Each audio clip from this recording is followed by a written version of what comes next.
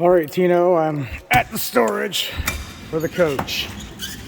Show what we're working with here. Oh, I don't know if that was a great idea to close the door. I'm gonna turn the map light on.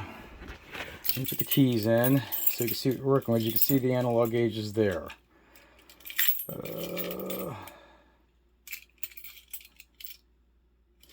That'll work.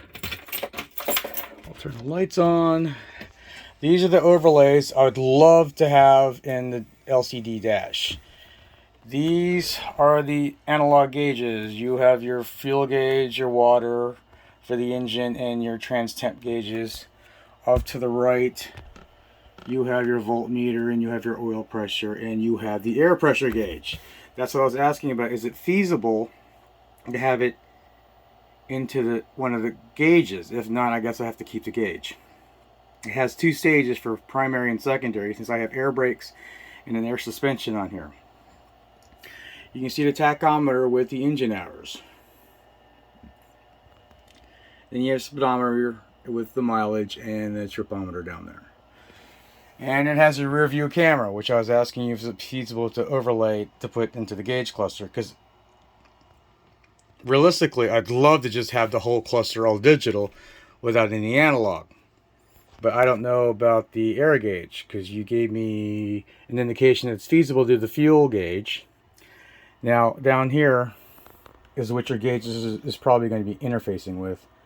This is the Silverleaf system. It monitors everything on the coach. So I can go to any position here. And actually I do drive like this because I can't rely on the analog gauge being accurate, right? So I'm down here looking down here, which is kind of dangerous. It tells you everything. There's a tire pressure monitoring system there. I don't need the generator information at all, but I could just still use this. But I can set whatever information that's accessible through here to give me my three primary areas I want to read. It has a tripometer, which I'd love to have. This just shows me how many miles I have remaining on the current status of my fuel level or remaining fuel. That would be grand. I mean, I didn't realize it's that far from you. So it shows you all that. You know, you get oil pressure and all that stuff. I think this is the same stuff your gauge cluster is going to be reading. This is the primary stuff it usually reads, because you program that. It access to your tire pressure, your tire temps and such. Generator stuff I don't want done, but I don't know if it's feasible for you to have an intro screen like this. Splash comes up there, Country Kush, blah blah blah. I don't know if it's copyright issues, but anyways, this is the cluster you're probably going to be interfacing, because I believe the Blue Fire stuff, I really suck at doing this. The Blue Fire stuff is accessed through here somewhere underneath the dash.